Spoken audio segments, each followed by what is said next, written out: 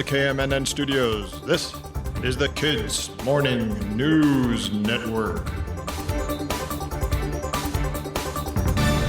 Hey everybody, it's June 10th, 2024, and I'm Alex in the KMNN studio in New York. It's National Ballpoint Pen Day, the most used writing instrument in the world, and not even 100 years old. At the beginning of the 1900s, most pens were fountain pens. Inside the pen was a little tube that held watery ink.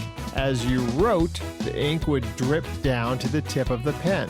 They could be messy, lots of ink splotches, and they were kind of a pain to refill. But they were better than what they replaced, dip pens that had to be dipped in ink over and over again, which basically replaced quill pens made out of a feather. Ballpoint pens have a little tiny ball and a socket at the end of a tube of really thick ink. As the ball turns, rolling along on the paper, it brings a little ink with it, and then leaves it behind on the paper. It's neater than a fountain pen, the ink dries faster, and you don't have to refill it. I just wish it made my handwriting better. A cat named Artie has had the adventure of a lifetime and returned home to tell about it. The adventure actually lasted most of his lifetime. He's been missing for the past 12 years. Yes, Artie, who lives in the country of Wales, managed to sneak outside 12 years ago and never came back.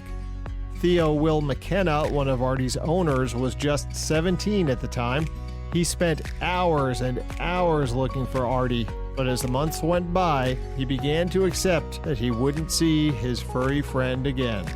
Then, this year, some residents near where Artie disappeared noticed a cat hanging around in their backyard for 4 days straight. They took the cat to the vet. He was old and had some health problems, and the vet found that the cat had a microchip. Now, microchips are little tiny computer chips about the size of a grain of rice. Pet owners have them placed under their pet's skin right between their shoulder blades. It's easy, it's like getting a shot. When lost pets are found, vets and shelters scan that area to see if a chip is there. Microchips have the owner's contact information, so if one is there, it lets a lost pet go home again.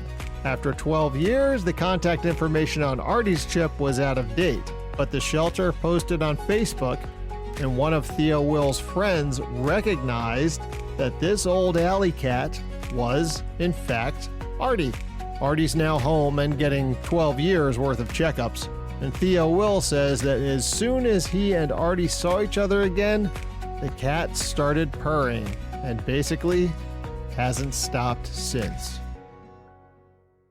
We talk a lot about space here on the Kids Morning News Network, and we should. The pace of space exploration is picking up. If you're a kid and you're listening to this, you might be part of the crew that goes to Mars one day. But keeping a crew going for a long space flight will need some new ideas. And one place scientists are putting on their thinking caps is in the food lab. What foods will a Mars crew eat? Well, no one can say for sure yet, but I hope they like mushrooms. Yes, mushrooms. NASA is holding something called the Deep Space Food Challenge to come up with sustainable food for long missions.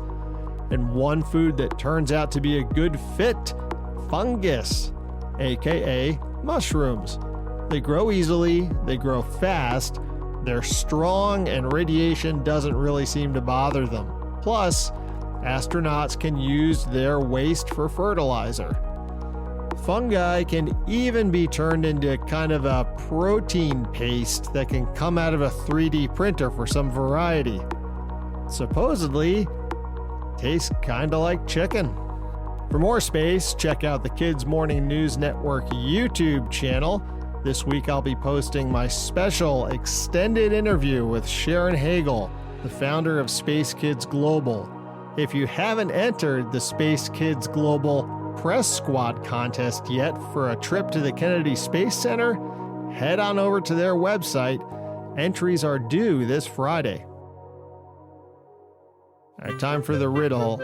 Friday's riddle was, I grow when you feed me, but I shrink when you water me. What am I? Answer, a fire. Today's riddle is, what kind of lion never roars? What kind of lion never roars? Answer on Wednesday. Today is the birthday of Maurice Sendak. He was a writer and illustrator who is best known for his book, Where the Wild Things Are. Have you read it?